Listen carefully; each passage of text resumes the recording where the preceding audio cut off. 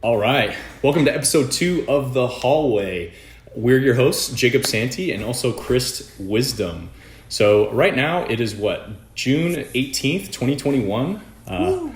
Loving the month of June. Summer starting, right? Summer starting. Yeah, hot boy summer. Hey, hot boy. What? Yo, the hot girl summer has been real though. Yeah. One of the guys that I work with, he lives in Chicago, and he was saying, what was it, last weekend, that Chicago was popping. Like, girls were out there on the streets, on top of cars, shaking that booty. Like, yo, it's going down. Oh my gosh, yo, I gotta get out there. I've never been to Chicago though. Me neither. Have you? Me neither. No. I traveled on the east side and then on the west side, but I've never done the middle. That's one thing I haven't done. I've done I think I went to engineering competition in Tennessee one year, but other than that, I have not hit the middle. It's been a project I've been trying to do. So an engineering competition. Tell me about that. So it was I think it was second year college. Mm-hmm. We had this robotics competition with this mechanical engineering club.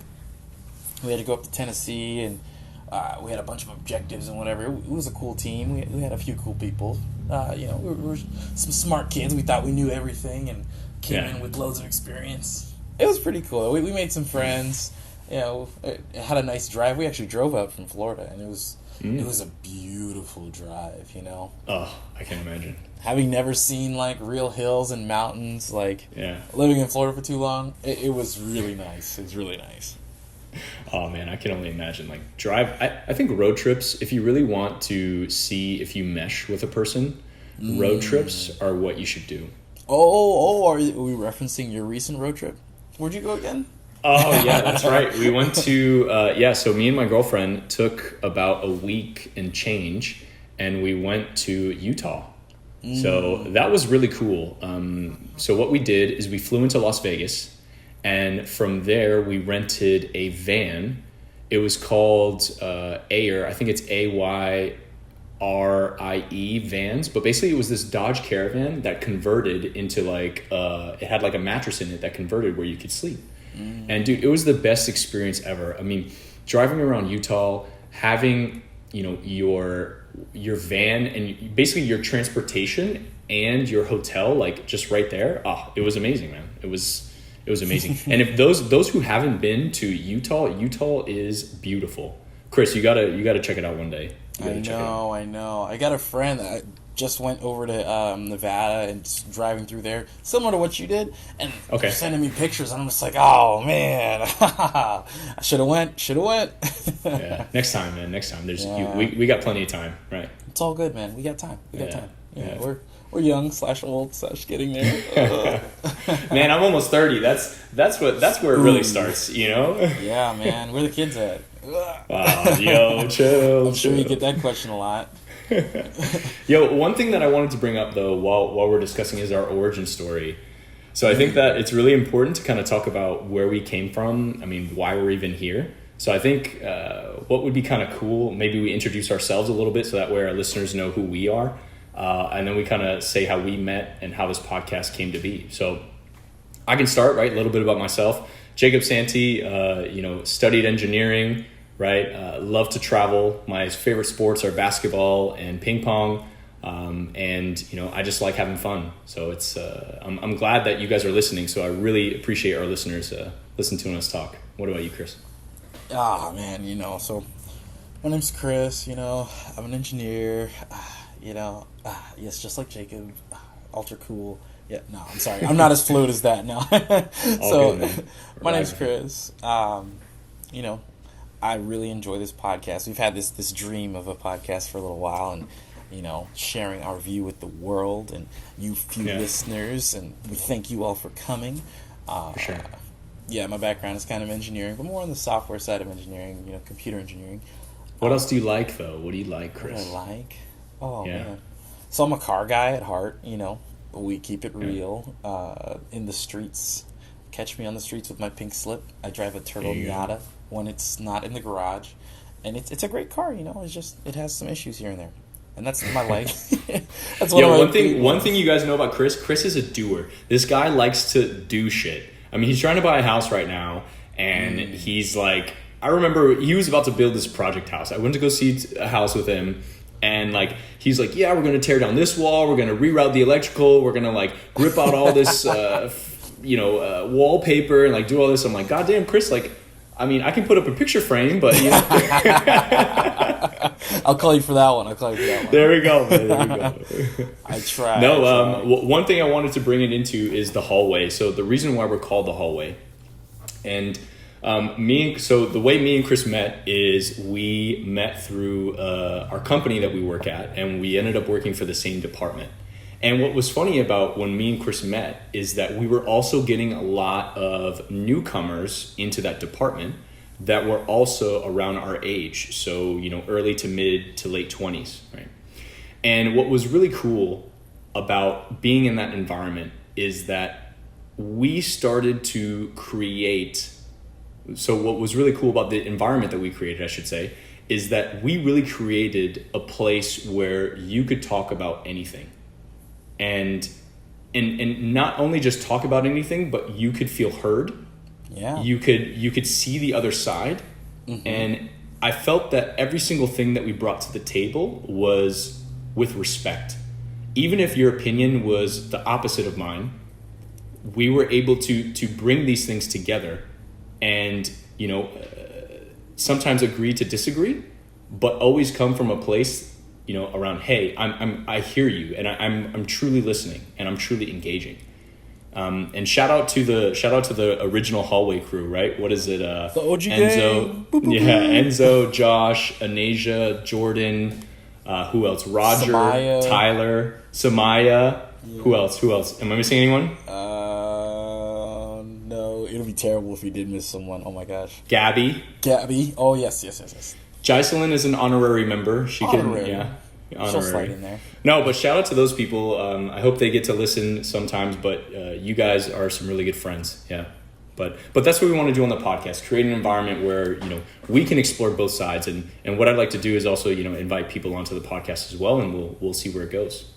Yeah, I think that's our driving force here, and you know, it's crazy how it all came together, because a few years ago, what was it? It was probably a year and a half ago we started this, and we thought, yes, we should get this together. It'd be great, because the conversation we had, just like as individuals, just hanging out or at each other's homes or something like that, the conversation was just so great. Oh my gosh. It was good. But here's the thing, you know, we didn't. Because what you're saying is, hold on, what you're saying is that we wanted to start a podcast with those people, right? Yes. That's what you're. Yeah, exactly. Okay, all right, go ahead. So we were trying to get something together. We like mentioned it. We spun up the website and everything. We were ready to rumble, but you know what? I think the group was just too big. The passion was there, but we needed a hype man. We needed a doer man. And you know what, Jacob? That's where you come in.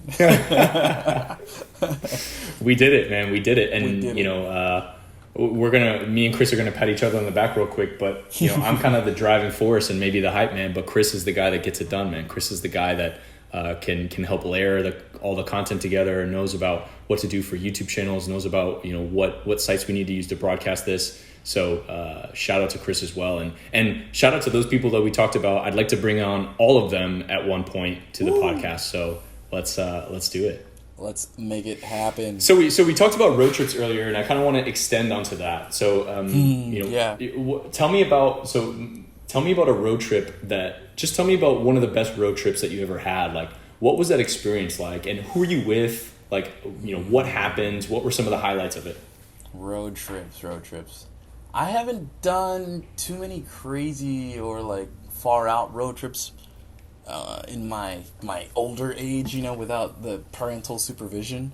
I like being in Florida, you know, you get around to the other parts of Florida because Florida is so big. You can take a full vacation and travel 2 hours, you know, and you're in Miami, or 2 hours and you're in Tampa, and it's a whole nother universe.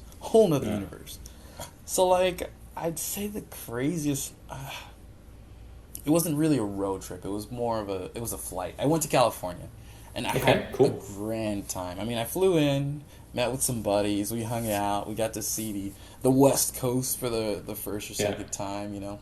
And it was a great experience, a great friend building, bonding, guy time, you know. It was so much fun. Oh, I bet. What about yours? I know you've got some crazy ones. Not crazy. I mean, I guess personally, you know, where I was going is like, I think if you really decide to take a road trip, I think it can go one of two ways, or, you know, I'm sure there's a third way. But I think it can go one way where you literally can't stand the people anymore. Ooh. Like, I know people who've been on road trips and they were best friends, like they had been best friends in the past. Maybe they weren't like as close, but they went on a road trip. Mm-hmm. And after that road trip, it was like they weren't best friends anymore. Or I think it can go another way where you spend time with that person and it really becomes an experience that you reflect on later on. And at least with some of the road trips that I've had, they've been the latter rather than the earlier. So like experiences that, you know, I still reflect on. Yeah. And, you know, maybe touching on one of those, I went on a road trip for spring break from here in Florida all the way to Colorado, and we drove for about 30 hours. So it was a long road trip for spring break, right? Which is only like, you know, what, maybe 10 days if you count both weekends. Oh man, what, you drove up, stayed one day and then drove right back down? Yeah, we stayed like 2 or 3 days, I think. Okay. Yeah, so it was reasonable. Yeah.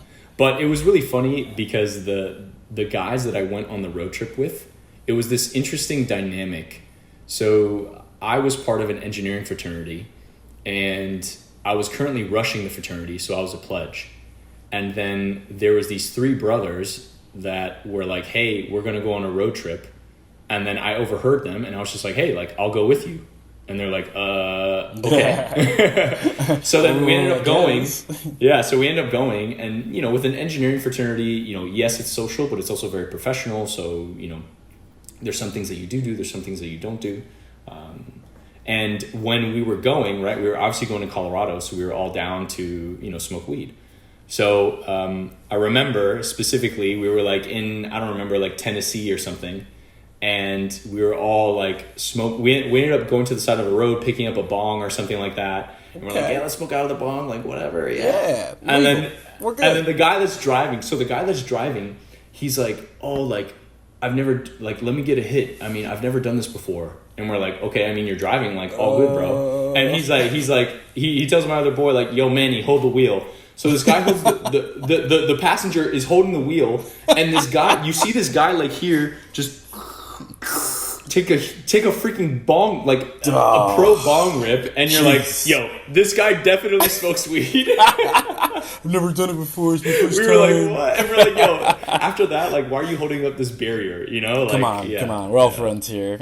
You got another 20 hours to go. It was so funny, man. It's just those things, you know, that you get to experience, and you know, you start to have those barriers. And I think when you're in a road trip, you're around people so often that I feel like if you know, obviously you shouldn't force anything, but I think that if you know, it's a very open invitation to have conversations that aren't just surface level, right? Of course. And I think that that's kind of what prompts you to, you know, get to know each other a lot better. Especially when you're sitting there and you talk to someone so much, or you haven't talked, but you have so much time where you can talk, or you're not on your phone, you're not watching TV or something. You kind of have to fill your time with something. So conversation becomes natural, especially if you're comfortable around someone. And then the more you conversate, the more comfortable you get. Yeah. So now we're talking for hours and hours on end to fill the road trip, of course, and we've now become either best friends, like you said, or I don't like you anymore because of the conversations we've had. And that is part of the thing when it comes to building relationships. A lot of it is, experiences. Man, we had this grand old time back in 2005. I'll never forget it. You know, I don't care who you've become now, but in 2005, we were the best. We were the power, you know, like... And I think I've seen it in some relationships that I have today where it's just, man, we had an amazing time forever ago, and you are now locked in as my friend forever. Even if, like, you're not so great a guy now, but, like, that one time where we were on another level and we had this experience together, That's it. That's the one. Yeah. And would you call that nostalgia? Would you think that that's like nostalgia? Because isn't that the way like nostalgia's fine? Because if we look at something or we look at, I don't know, like a book or like a movie or like, I don't know, maybe food that we have that reminds us of a certain memory, I would almost say like an experience that you have with someone could qualify as nostalgia. And that's almost like what you're feeling when you talk about that. Because in a way, you're like reliving it. You know? Yeah, no, so I think I qualify nostalgia as the wanting of a previous memory or experience. So I wouldn't know if I would call it nostalgia because it kind of twists a little bit between having the experience and then the action of wanting to relive that experience. So I don't know if I'd call it nostalgia, but I agree in that you could be nostalgic for that experience. Yeah. Okay. Well, that's interesting. Cool. You see it more as an action, you know. But yeah, no, I definitely understand that, and that's exactly how we build relationships through experiences. Someone will come to you. I know maybe you haven't had this before, but my mom, she'll meet someone for the first time. She'll have a 2-minute experience and say, I don't like her. The way that she acted in those 2 minutes, I'm never talking to her ever again. It's over. It's done. I've heard girls tell me that before. It's like, oh yeah, I talked to him for 2 minutes, and those 2 minutes is all I needed. Done. And it's like, whoa, hey. They say that women usually can judge like other people more effectively in a faster amount of time than men can. Really? See, but okay. And I wonder if that's Judging is one thing, but judging accurately is another thing. Mm-hmm. So let's run the numbers on that one. Run the numbers. I'd love to see the accuracy because let's maybe we'll run a test. Maybe we'll invite some people on and we'll have some new experiences and see how they feel about it. I got to run the numbers. So around judging, do you catch yourself judging people? Oh yeah. So what I try to do is I'll judge you, but I will try not to treat you different based off of my judgment call, We judge everyone. There's no way getting around judging, because I'm going to look at you, and just by looking at you I'm judging you. We can break that down from judging into trying to understand your personality or your look or the type of person you are based off of appearance. We'll call that judging, but that's just what everyone does. If I take a look at something new or someone new for the first time, I have to try to understand it, And I'll call that judging. But I'll try not to make that affect the way that I treat you when we do interact at some point, if we ever do. Yeah. Unless it's like, okay, this guy, he obviously doesn't have like he has a physical ailment, like he doesn't have an arm or something. I'm not going to make arm jokes, Yeah. I'll try not to make it affect our conversation or interaction negatively. Let's go with that. What about you? No, I completely agree. I think that I don't know, I judge more than I'd like. And it's almost, it's unfortunate, but it's true. I think that, to your point, I think that we make inferences on people that we just meet. And I think that sometimes, I think you made a really good point. If you catch yourself judging, the judgment that you have shouldn't impact the way that you treat that person, especially initially, right? Yes. And I think that's really important. Like if you see someone that is dressed poorly, let's say, and you're like, okay, dude, like we're at brunch, like why are you dressed like that, right? But then, you can kind of reflect and be like, okay, well maybe, and I think that comes down to you don't know where someone has been or what they've been through. Agreed. So I think a perfect example of this is, what is that Will Smith movie? What is it? Come on, it's like Happiness, Pursuit of Happiness. Pursuit of Happiness, yes. So if you watch that movie, right, he was selling, I don't know, it was like this X-ray machine or something like that. Yeah. And he's running around the city and all this, and he had this big opportunity where he was like interviewing for a financial firm or something like that, and something crazy happened. I don't remember the details, but something crazy happened where he like didn't have like a shirt, or he had like a tank top with like paint all over his pants or something like that. And it was one of those things that they judged him. They got him from the start, but they didn't understand like, hey, this product works. It's not about me. It's, you look beyond that for a second. Look beyond what you've analyzed or inferenced. You've got to take that into account, and you should go into almost every scenario like that. I feel like the world today is a lot more open. A lot of more people are open to things like that, but in the time span of that movie, in the time frame, I think it was probably early 90s or something like that in the movie, early 2000s or late 90s, early 2000s. It was not so much so. I mean, you've got a black man walking around the streets, trying to sell you something. Yeah, think about that. I think you're right. Although I would say, so thinking about the other point, that our judgments that we do have hold some value.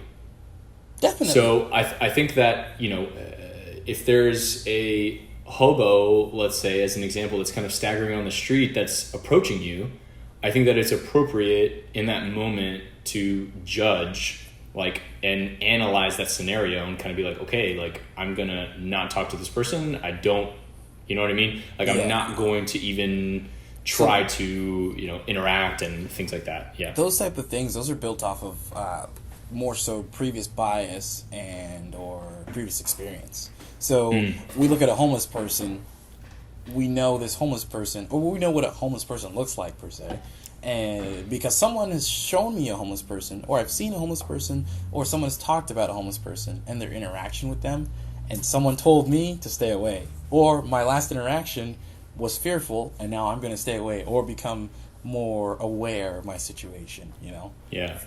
So that's the whole playing into the thing we talked about before, where, hey, someone I trust told me this about this, and that judgment is now passing down to me because, hey, now I've been told this thing. Yeah. But that's... So I want to ask you a question, so kind of stemming off of this, when you see a homeless person that's like asking for money, what do you do? Like, what is your, do you give? Like, what do you give? And why? Okay, so here I'm going to tell you one of my experiences with giving something to a homeless man. It's in no way to reflects the whole homeless community, but it's just a weird story, and it was terrible. I was very upset. So I'm in Fort Lauderdale, South Florida, and I go visit my grandma with one of my buddies, and then we stay the night. My grandma makes some amazing cornbread, bro. Ooh, yummy. Amazing. I get there and she says, "Here, take the pan." I was like, "Oh, Grandma." Thank you, Grandma. Thank you. I love you. I'm leaving. I'm nostalgia right there, dude. That's nostalgia. Yeah, that hit. I tasted it. It was moist. I'm leaving my grandma's house, and we're probably 3 blocks from the highway or something like that. This dude is sitting on the side, and I'm like, man, I don't have any money, but you know what? I've got some food. He looks like he really needed it, and I pulled over, and I was like, hey, man, I don't have any money, but I've got food. Because I had some cornbread and some other things in there, Cool. Just because Grandma gave me some stuff. Grandma hooked me up, Of course, of course. I pull it out, and I hand it to him, and he just kind of looks at it, analyzes it, and then he goes, "What's this?" I'm like, "It's cornbread." He's like, "Oh, it's cornbread?" I'm just like, what do you mean? What are you talking about? You have not tasted. Yeah. I'm like, yo, if you're not hungry, pass it back, bro. Pass it back. I will take care of it.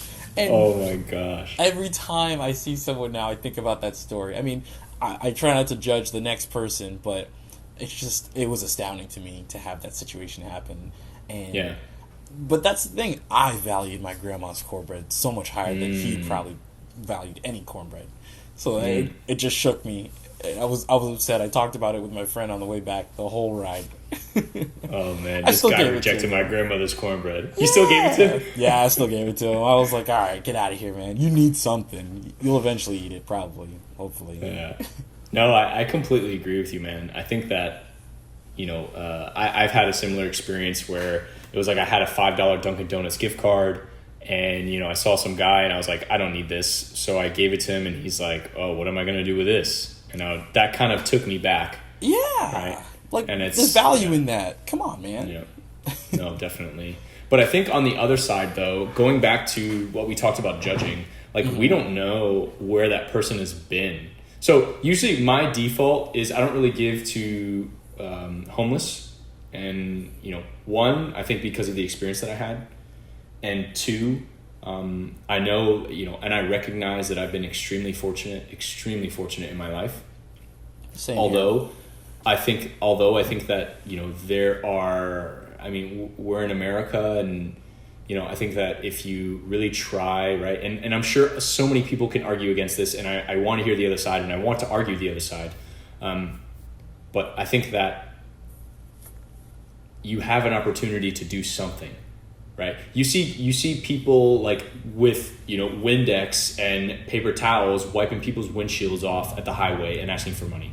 You see people like, washing cars, or like, selling things on the street, or like dumpster diving. It's like, do something, like, and I think that if you spend your time like doing something, I respect that. Or if you're going to panhandle, right? If you're going to panhandle, offer something of value. I remember this woman in the office who I used to work with. She was telling me how she had like a panhandler, whatever. He came up to her, started talking to her, and he said a joke, and it was funny. It was actually a funny joke. Okay. And because, he entertained her in that moment, he's like, okay. She was like, okay, yeah, like I will give you a couple of bucks because that joke was funny. He's offered a service. Yeah. Yeah, exactly. Pay you for your service. Exactly. And if you do, like, if you're panhandling, it's like, I don't know, maybe try to do something where you're earning it, right? Interesting. Yeah. So at the same time, though. Oh, go ahead, Chris. Go ahead. So I've seen that. I've seen that before as well. Where we could be on the subway or something. No subways in Florida, but in another state, on a subway, and we see someone performing an act or something like that, or working towards producing money. And I strongly believe that there's a large population of homeless people that are fully capable and able to go and create a revenue stream for themselves. I fully believe that. You know what? I'm going to tell you my solution to homelessness. My solution is join the military, my friends. Join the military. Clean cut. Just join up, get an easy $50K just for walking around. Maybe lose a leg. Still get. I'm gonna tell you though. So what about the people that are like over 30 or 40? Over 30 or 40? Anymore. Hey man, I think it's 40, but you could still join the reserves. Try that out. There's plenty of other public service jobs that are out there and available for you. I mean, we have not homeless. We have a bunch of jobless programs. There's a bunch of people in this past year that have got on unemployment and have been able to make more money for themselves than they had made at their previous job. So I'm going to say there's opportunity, and I know not everyone has accessibility to all of those opportunities, but I will say there's opportunity. I've seen. What about? So these roles. So I'm going to play devil's advocate, right? Go for it. So the roles that you're talking about, and maybe unemployment. Yes, it's more, right, with the pandemic and everything that's been going on. But before it was less, right? And in addition to that, there is a huge problem in the United States with affordable housing. Like I mentioned in the previous podcast, right? Like I'm a landlord, and rents go up. Rents don't go down. Rents go up. Prices go up. Yeah, and so we have a huge shortage of housing, right? In addition to that, there's a reason why they're homeless. So there's a reason why that these people are homeless, and they might not be getting the help that they need. Either, maybe they have a drug addiction. Maybe they're mentally impaired. Maybe they, maybe there's some veterans that are out there that aren't getting the assistance that they need. Some of them are veterans, at least they claim to be. So there could be different factors that contribute to someone being homeless, right? And I think that ties back into people's experiences. You never really know like what someone has been through. Yeah. So it's almost like, okay, like why are you homeless? And I would like to almost get like a scan of their life or something and kind of be like, okay, but then it kind of goes back to judging, right? Because then I'm going to look at your life and be like, okay, well, because of these 3 decisions that I didn't agree with, like I'm not going to, So I don't know, man. Let's just get Elon Musk to put a chip in everyone's brain. I can see your life. It's done. Exactly. I'll capture your memories and I'll know exactly who you are and why you are that way. I want to. Have you ever seen the show Black Mirror? I've seen pieces of it. I didn't. Oh, you got to watch Black Mirror. Yeah. Oh my gosh. Mm-hmm.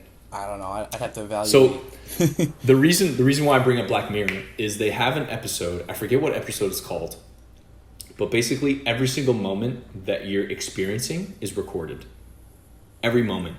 And what you can do as an individual is that you have access. Like, I don't know, I think they carry around something, but you have access and you can play back all of the memories and all of the experiences that you've had. You can also, like, I guess the technology exists,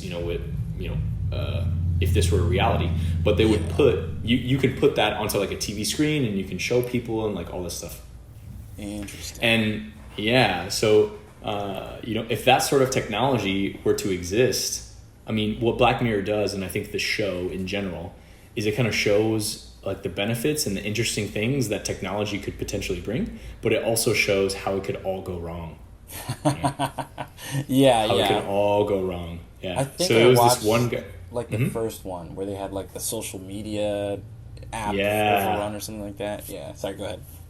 No. Yeah. And that's another good point. So maybe wrap up what I was saying previously. So what I was getting at with that is that, that's the sort of technology we would need to exist, I think, in order to do that. But there's no way to actually scan someone. But thinking about that and tying it into the one that you're talking about, like the social score, they have that in China.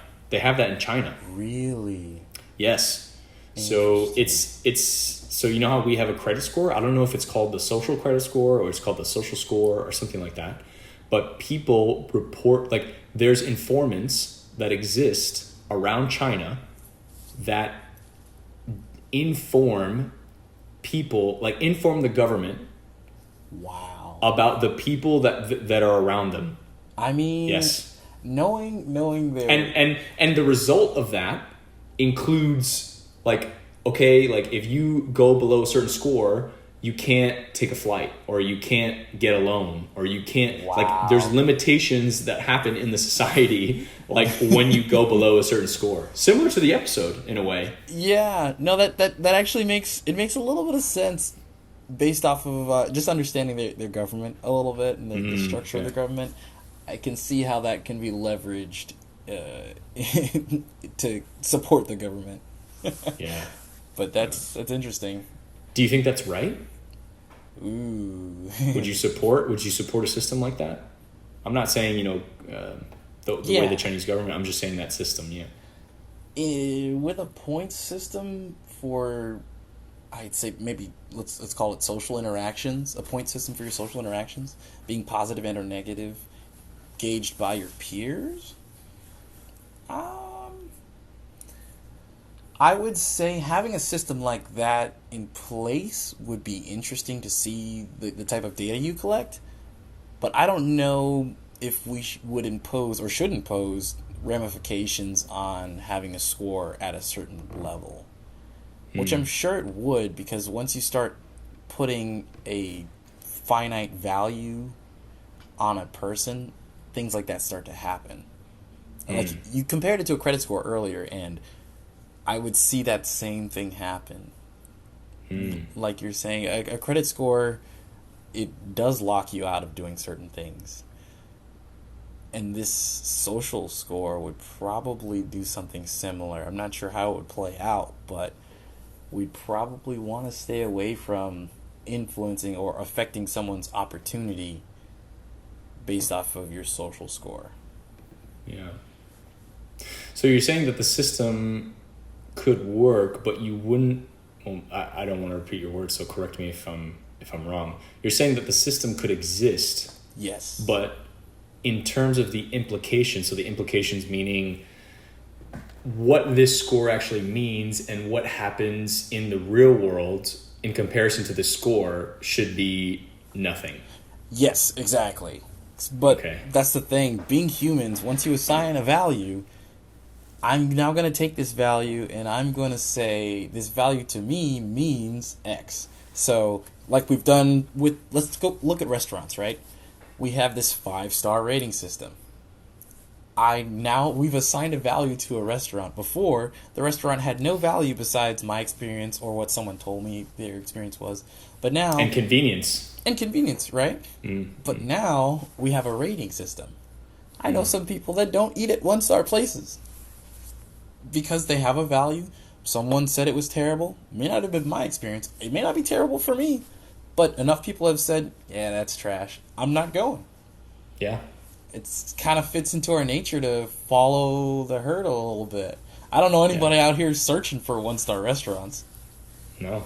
There's a guy on Vice that does 1-star restaurants. Yeah. Okay, he's all like, right. He's like the worst massage parlor in New York City. Like the worst, fast food restaurant in Boston. Like he does, ridiculous 1-star things. So it's That's cool. it's the opposite of the spectrum. That's exactly what we want. But there is a huge push. I mean, think about reviews, man. Think about like Google reviews, Yelp.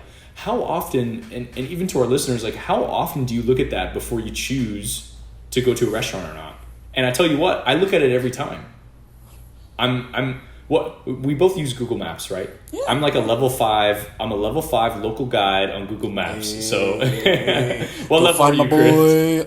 I'm still a level 6. I'm waiting, bro. Okay. I haven't found any new roads yet. Google's trying to block me. More reviews, man. More reviews. Yeah. But hey, I just hit 1.5 million views.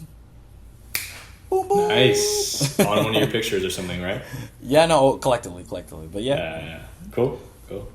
No, but to that point, I think like we rely, like think about Amazon reviews, think about like restaurant reviews, like products, services, like businesses, all of that stuff. Like we look at reviews, and I think what is it, McKinsey and Company, which is a very big consulting firm here in the United States, and they do projects for really big companies all over the world.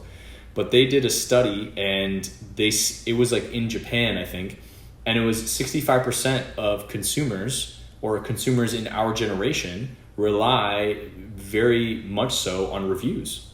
Like they look at reviews before a purchase, like solely, and they make decisions solely on reviews. Yeah, no, that's the thing. So that goes back to sharing personal experiences. I'm going to share my personal experience as much as I can through a review to let you know, to warn you, or to let you know this place was great, or to let you know, it was all right.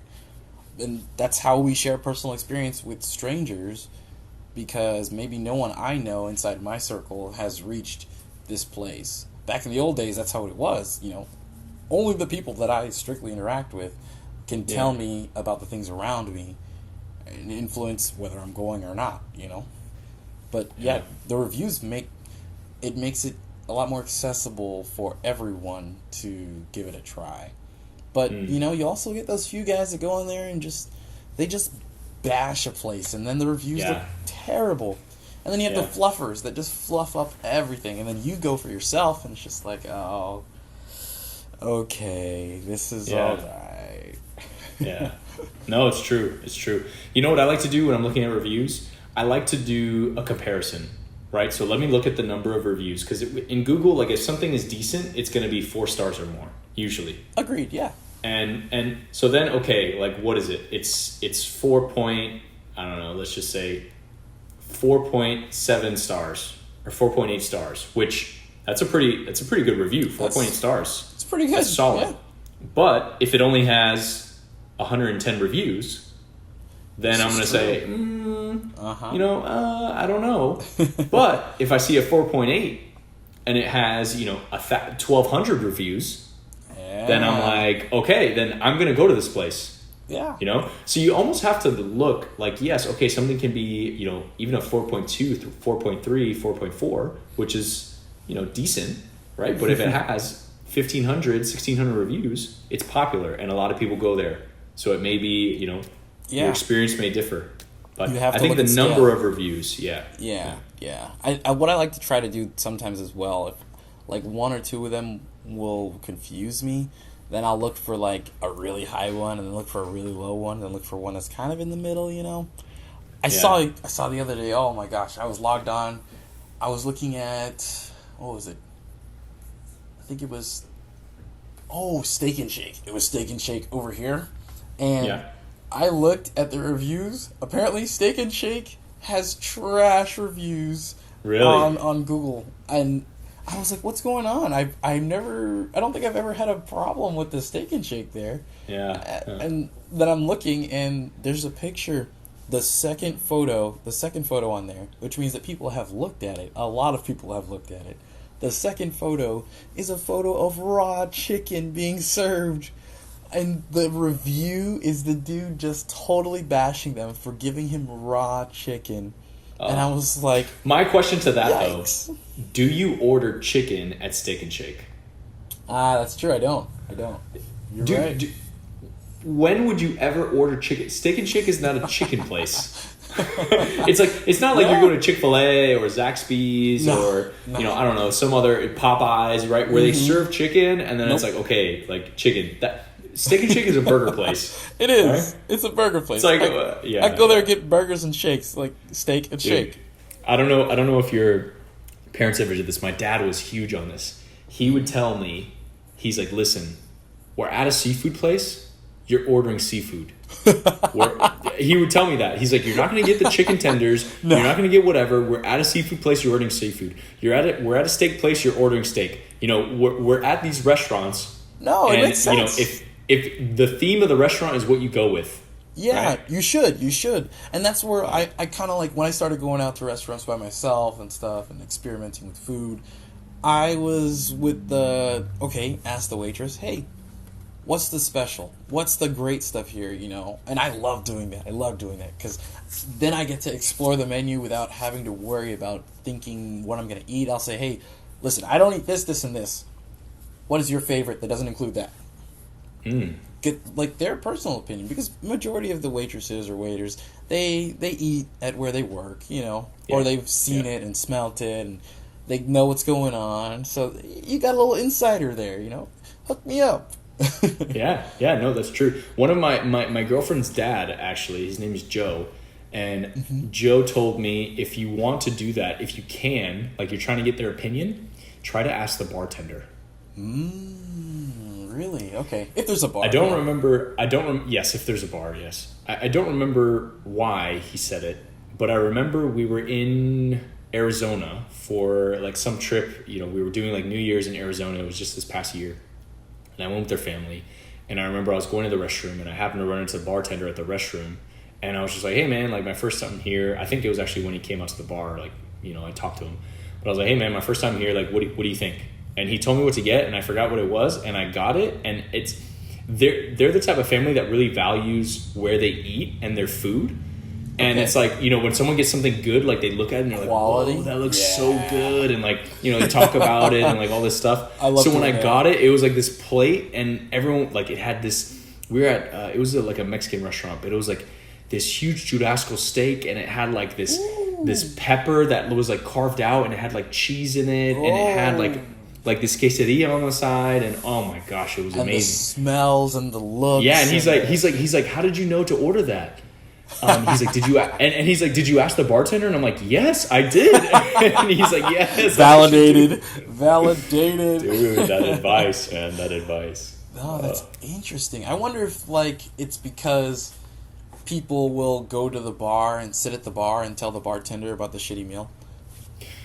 I think it's because. Maybe. I don't know. I have no idea. I have no idea. Or maybe he's just watching because he's so bored. He just watches food. The plates come out. And he's just sitting there hungry. Just food. Whereas the waiter or waitress is like, pumping stuff out, doing all these different tables. He's just serving drinks. And the bartenders usually serve food. So they're kind of maybe seeing and asking and talking. Yeah, so I can see that. Yeah. No, I love asking, because if you don't ask, you just go with your comfort, and I do that so often.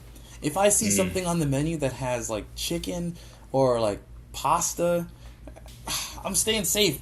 I get the macaroni and cheese. That's me, bro. Yeah. I get the macaroni and cheese. But yo, my man's at Ruth Chris getting macaroni and cheese. That's what I'm saying. I would do that. Oh no, Chris. I'd get the macaroni and cheese and steak, bro. That would be me. Steak. Okay. I mean, I throw some steak on the side, of course. Yeah, I'm at Ruth Chris. I'm at a steak place. Yeah. But, you know, my dad would also tell me this too, which I think is accurate from my experience in terms of restaurants. He would say that, so wherever you're going, let's say it's a Thai place, let's say it's a Jamaican place, let's say it's a Italian place, let's say it's whatever it is. And he says that if a Mexican place, if you go to the ethnicity of the food that you're going to eat and you see that ethnicity like in abundance at that restaurant, it's probably good. I completely agree with that. Agree with that.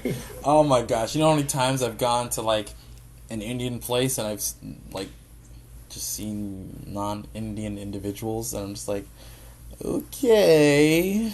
If there's too many, right? If there's too many. Yeah. Maybe there's one in the back that's like got the pot stirring, you know. Maybe there's one in the back. I don't know. We'll see. But you know, every now and then you get surprised, right? So my dad's best friend, his name's Kenny, right? He's Jamaican. He's a Jamaican, right? But he's of Asian descent. So he owns a bakery. They got all kinds of Jamaican goodies in there, right? But if you were to see this guy without like hearing his voice, his Jamaican accent, and like knowing him at all, you're like, wait, what's this Asian guy doing back there? What's going on? You know what, bro? When I saw a picture of him at my dad's wedding before, like, I even knew who he was, I was like, that's Uncle Kenny. Where's he come from? Was he? So is he half? So he's half Jamaican and half Asian. Like, so he's Asian, but he grew up in Jamaica. So he is like he's Jamaican, right? Okay, like I'm pretty sure like born there, grew up his whole life. Thick accent. Yeah. It's indistinguishable. So like it's just weird. It's crazy. So you like sometimes you can gauge by what you see, but every now and then that's the thing, you know. You just, but then I think that could almost result in like a fusion.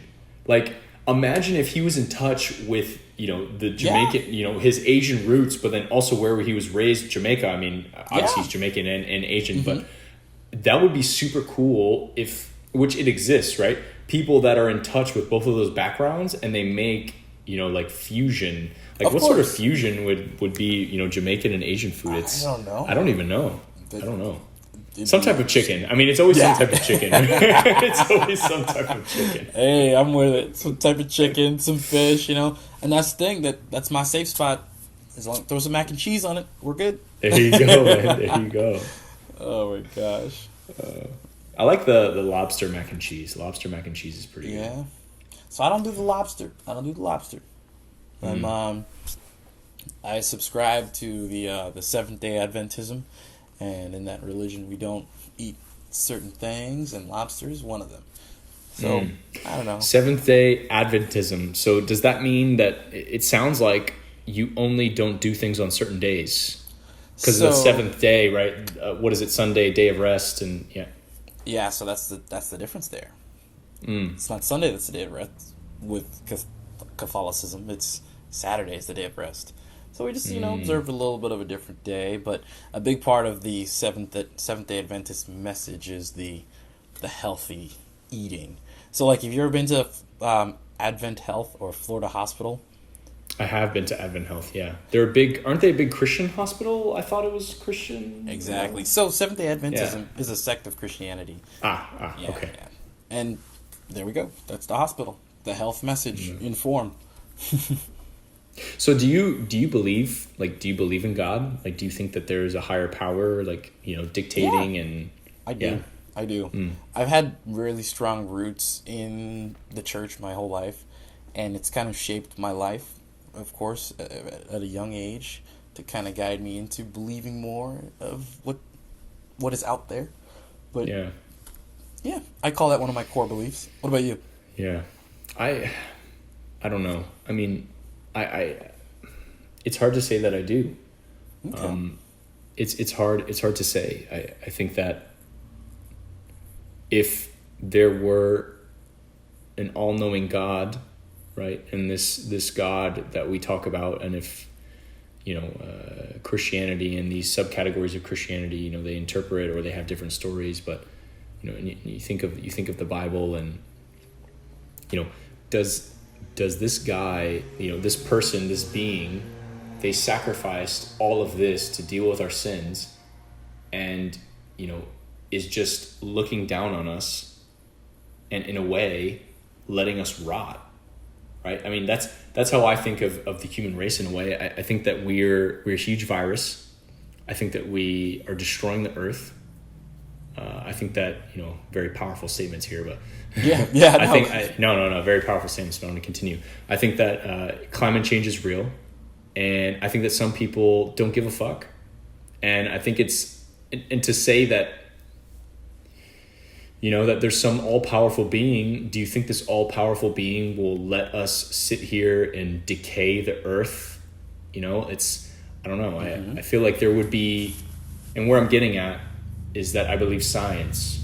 That's what I believe. I believe science, and I haven't seen any sort of evidence to guide me in any other way. I've just seen that, we're a mud ball floating in the air, in the universe, which is ever expanding and potentially infinite. Okay. Yeah. I understand where you're coming from there. I learned, I think it was probably 5 years ago. Mm-hmm. I'd watched this movie. They were trying to break down the argument between science and God, and this movie was very peculiar because most situations, most people, they believe one or the other, science and or God, but this movie actually went into explaining the possible existence of both. How God could have created a simple, a particle, and from that particle evolution began, and you have creationism and evolutionism together in one. And the theory, to me, it didn't sound too out there. I'd have to look it up again to see and re-educate myself on exactly what was going on, but it kind of made sense how it could be a possibility.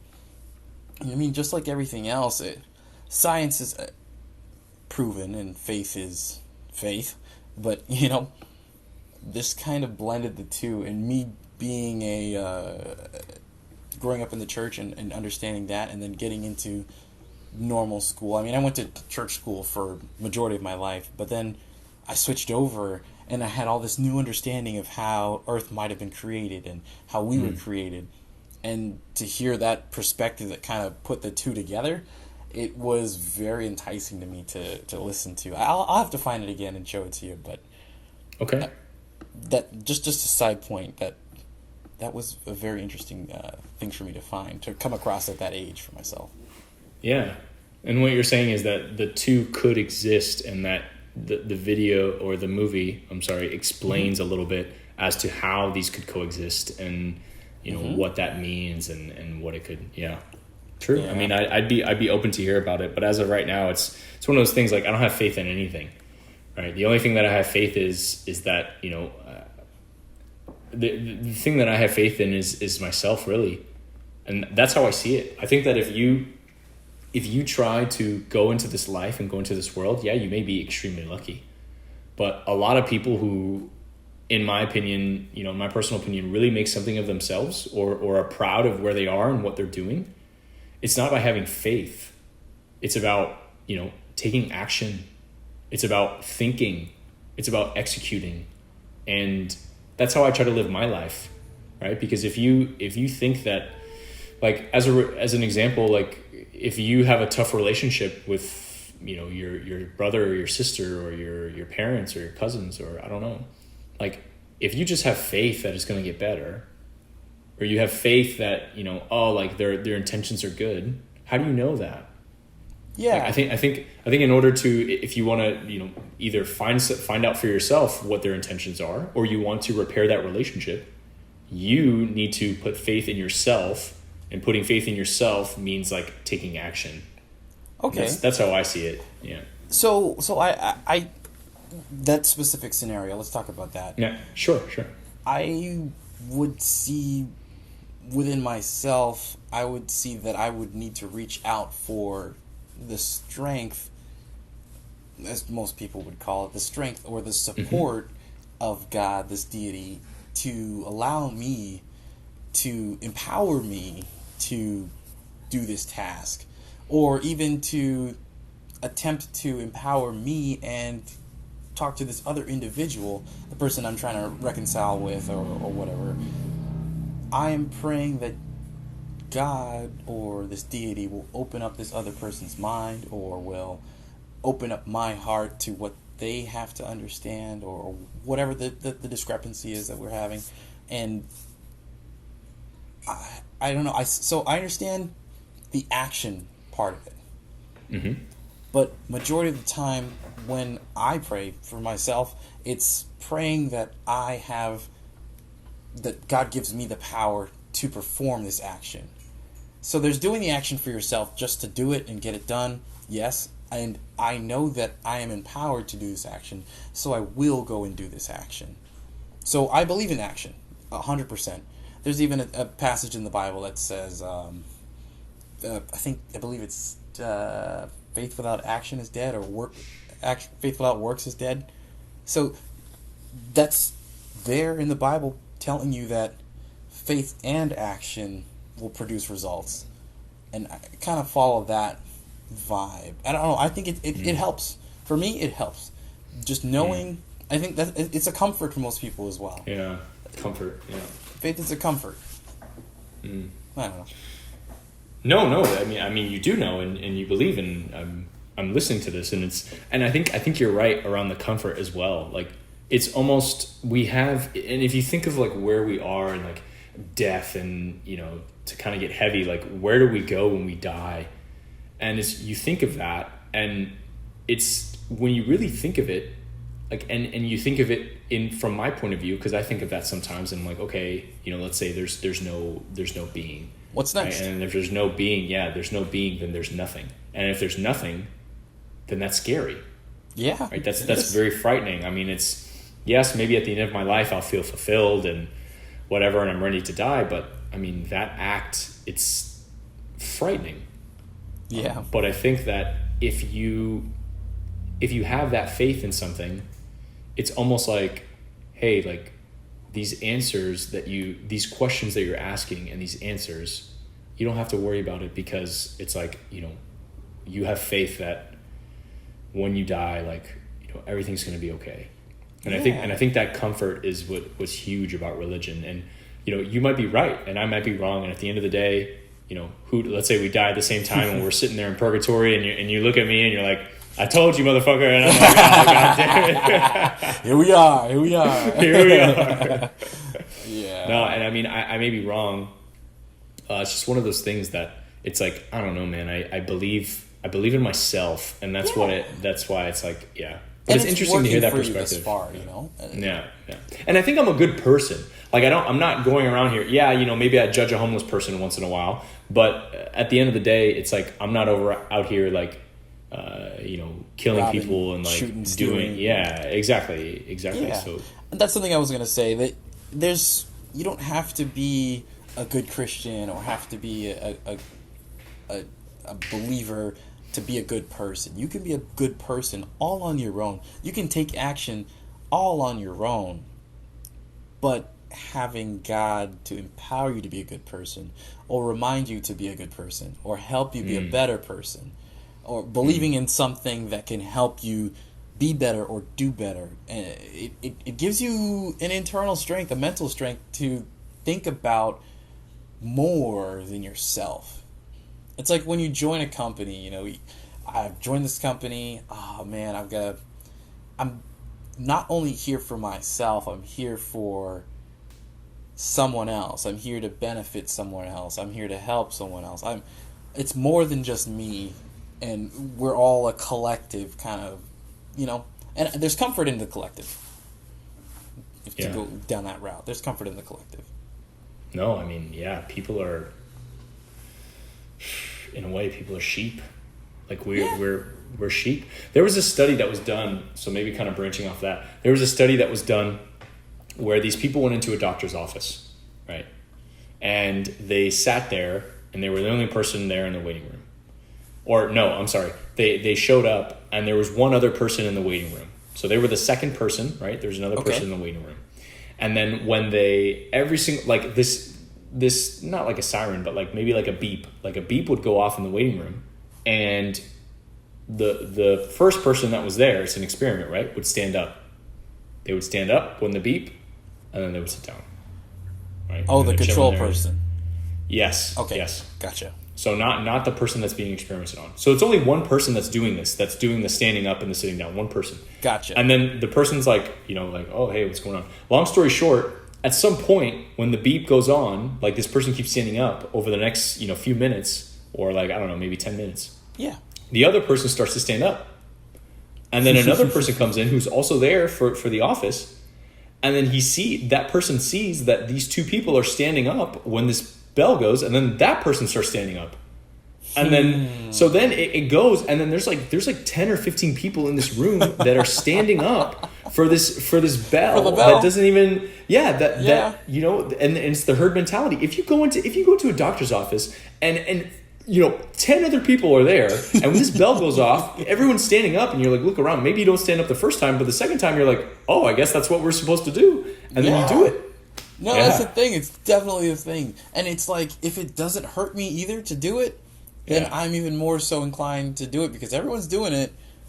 And no one said I shouldn't do it. No one said I should do it, but okay. This is part of it's a psychology experiment, really. There was, I'm trying to remember the name of the scientist, but anyways. But I guess, do you think this group think like that is a good way of approaching things? I mean, it's like, I think that sometimes people are so, like, because of our psychology, we're so caught up that, who knows? Maybe, Chris, maybe we should be trying these 1-star places. I mean, that's, maybe we should be eating at 1-star restaurants. Who knows? That's the thing. That's the thing. We should try to break the mold occasionally. I agree. Yeah. I agree.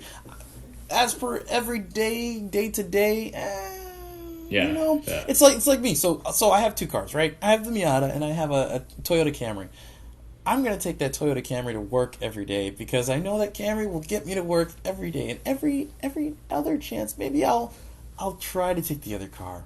But the other car may not get me to work, so I'm going to stick with what's comfortable and what I know works and what hasn't led me astray thus far, So, hey, we know that, some 1-star restaurants are trash. But would you say, I don't know if that's groupthink though. Would you say that's groupthink or that's past experience?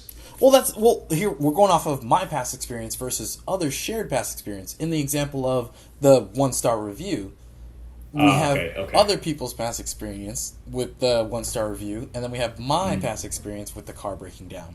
So we're kind of on the same train. If I'm looking for something good, like I just got out of the gym or something, and I am dog hungry, and I need to pick up something really quick, I'm not going to a 1-star place for the first time. Man.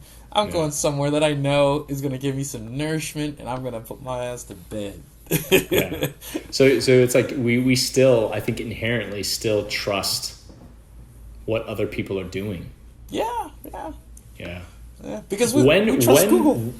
When do you think we shouldn't? Like, when do you think it's appropriate to go against the grain? I think it's appropriate when you're comfortable, when you have the time, and when you can do it leisurely. So, like, my second car, I will go out. No. I'm saying, maybe I didn't. The way that when? So not just restaurants, whatever. I'm talking maybe a little bit deeper than that. Okay. When do you think it's appropriate to go against the grain? So maybe as a very firm example, the Holocaust, right? Which is, it's a very sad moment in history. But there was a lot of people that were doing this, right? That were doing this, that fed into this narrative, that were living with doing this thing. And obviously that's a very strong and very Yes. powerful example. But I Very mean, much so. when, throughout our daily lives as people, when do you go against the grain? And I think also, something to consider, like the power of investing. So what do they say? Like it's like, I forget the actual saying, but invest when blood is in the streets, right? So when everyone is freaking out, that's when you should be investing. And that's when you kind of go against the grain. So one of these Okay. other examples, where you should go against the grain. And I think it kind of comes down to, where I'm getting with this, is like your environment. So I think that the people that you're around really influence what you do. And I'm sure this isn't going to the first time we're going to talk about this, but if a lot of these people are sitting around, let's say, smoking weed all the time, eating fast food all the time, not exercising, not doing anything with themselves, et cetera, et cetera, et cetera. Yeah, that's your crowd. And that's almost your group think. And that's almost like, okay, that's what people do. I'm going to do that as well. And I think that's an appropriate time to challenge that.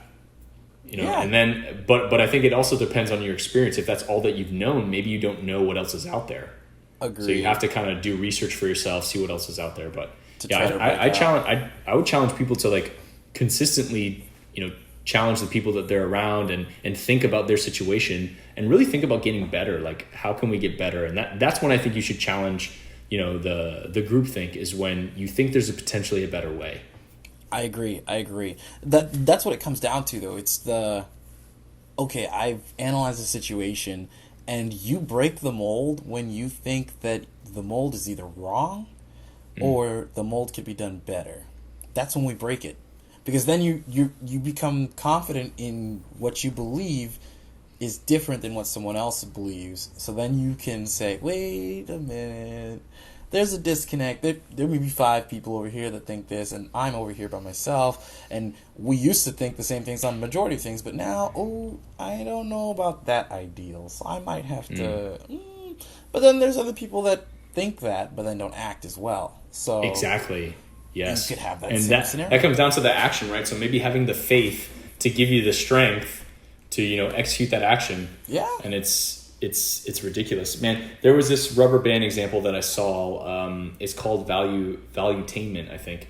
But he explains like people that hold you back in your life as like rubber bands. So he says like the rubber band. So you hold the rubber band here, and this is like your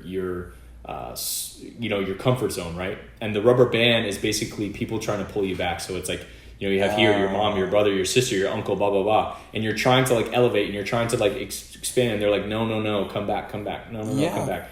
And then, and then they pull. But then it's almost like you have to keep going, where it's, you break that rubber band. And then once you finally get to do that, it's like you're blast free. Off, you know? Yeah. Well, that's you really have to analyze who's your rubber band, right? So I'm thinking the rubber band scenario, and I'm thinking about it logically.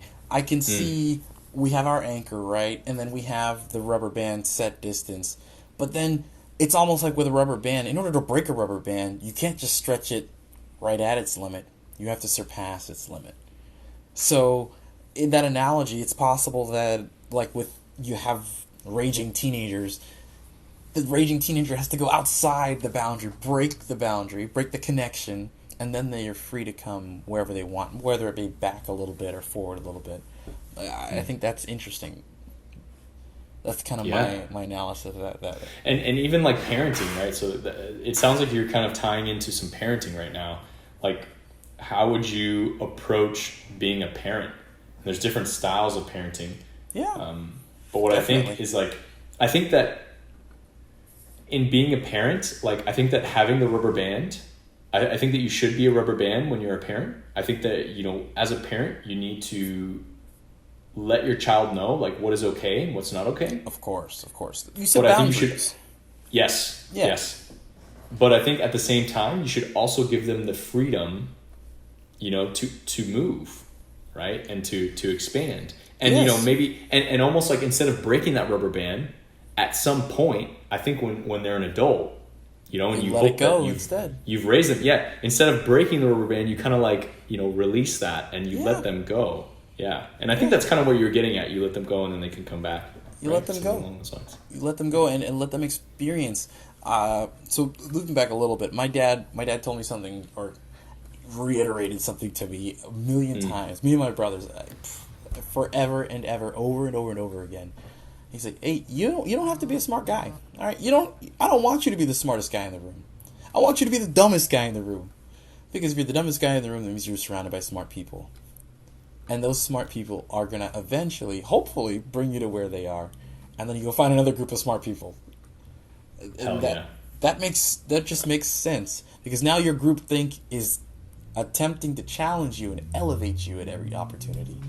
And if you don't have that challenge, you get comfortable and you're still in the same, all right, yeah, everything's cool here, guys. We're just going to hang out and do whatever. Continue to smoke pot. So don't stick with the same guys. Keep moving.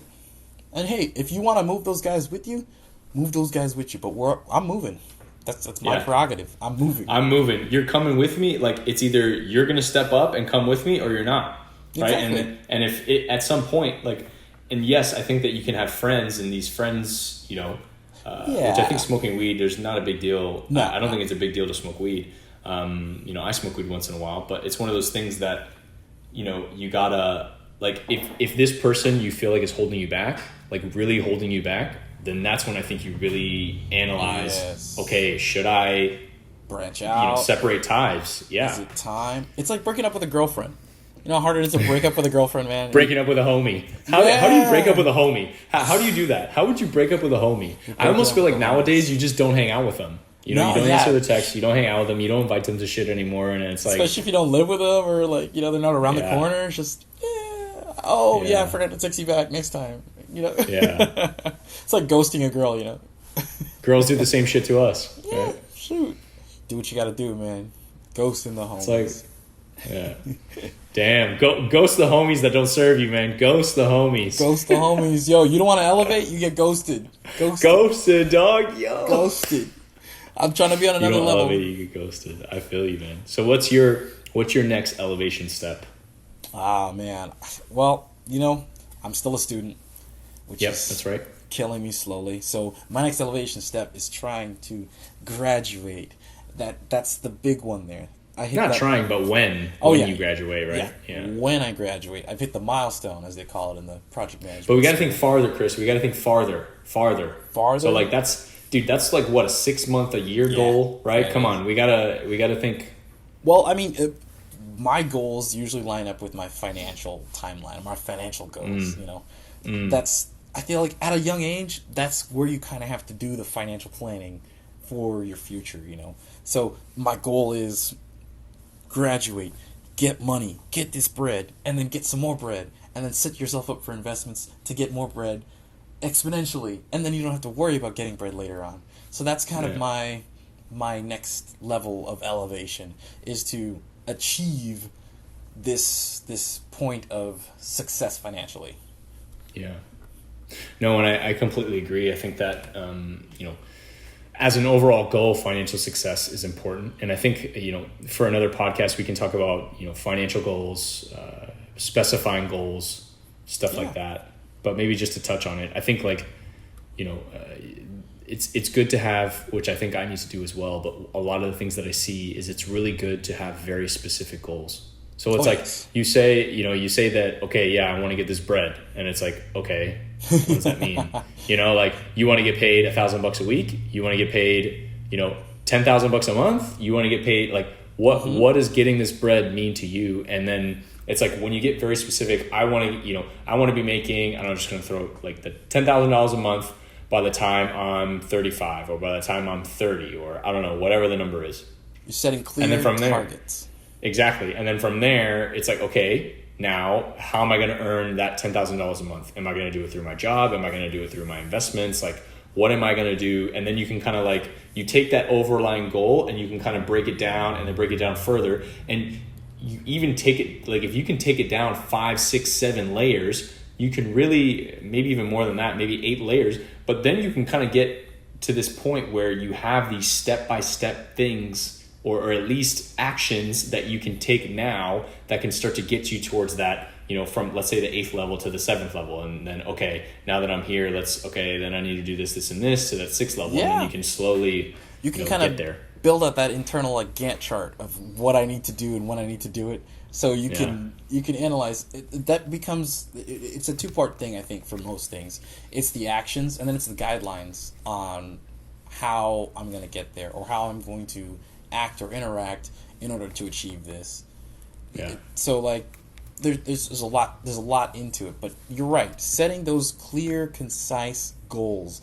There's a thing that they use here. It's called I think it's called STAR goals. Yep. Is it STAR? STAR method? Are you talking I about? think it's the STAR method. Or are you talking about something specific to our company? No. It's like a UCF thing. They're like simple, attainable goals, or I don't remember what it's called. Smart. You're talking about SMART goals. Yes. Smart Specific, goals. measurable, attainable. R is something and then T is something. Exactly. But yes, SMART goals. So those that are listening, like, yes, Chris is 100% correct. Look up like SMART goals. SMART and I goals. think that, completely agree. And that's how you really, can make a goal that is I just looked it up right now. Let me strong targets. That's the thing. Some people don't make SMART goals, they just make goals. And then the goals are never achieved. I've caught myself doing it a million times, You just I want this, I'm gonna get this, and doesn't get it. Exactly. So I think you can see my screen, right? Yeah, here we go. So specific, measurable, attainable, relevant, and time-based. Boom. So that really makes sense. Specific, right? So okay, $10,000 a month, right? Measurable, okay, yes, I can measure that. Like it has a value. 10,000. Yes. Boom. Attainable, right? That's not $1 million, right? It's not like, okay, I want to make $1 million or $1 billion a year. Like that's possible. Many people have done that before. Relevant, right? So is that relevant to where you're going? Like, I guess, almost analyzing your overarching, okay, where do I want to be in my life? Does this help me get to where I want to be in my life?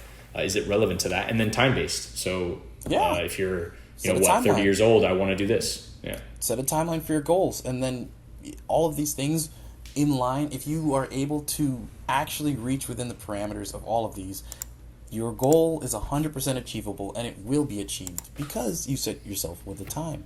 And I think the time is the most important part of it. I joined a project 3 weeks ago at work, and I've been like ready to rumble on this project for 2 weeks. And then they started the project 3 weeks ago, and the guy said, well, actually, I'm on vacation next week, so we'll have to pick this project up in a week. I'm just like, dude, why did we even start it this week? Yeah, why did you kick off? Yeah, why did you kick off? Doesn't make sense. Come on, I've got a goal, and my goal is to go. Let's do this. And let's do it. Now you just shocked my time frame, and you've shooken part of SMART. My SMART goal is no longer SMART. Your SMART goal. Yeah. It's dumb. It's a dumb goal. It's a dumb goal, man. It's a dumb goal. Oh, my God. Oh, man.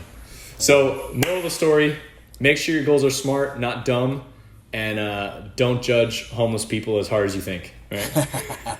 Exactly. Awesome. Awesome. Chris, it was great talking. I thank you, those that are listening. Next week, we're going to come out with our next podcast. Let's see what topics we come up with. If there's anything that you want to listen to, I'd love to hear it in the comments. Please like and subscribe. Smash the bell button so you get notifications. And you have finished walking through the hallway. So join us next time. Join us next time in the hallway. Peace. See ya.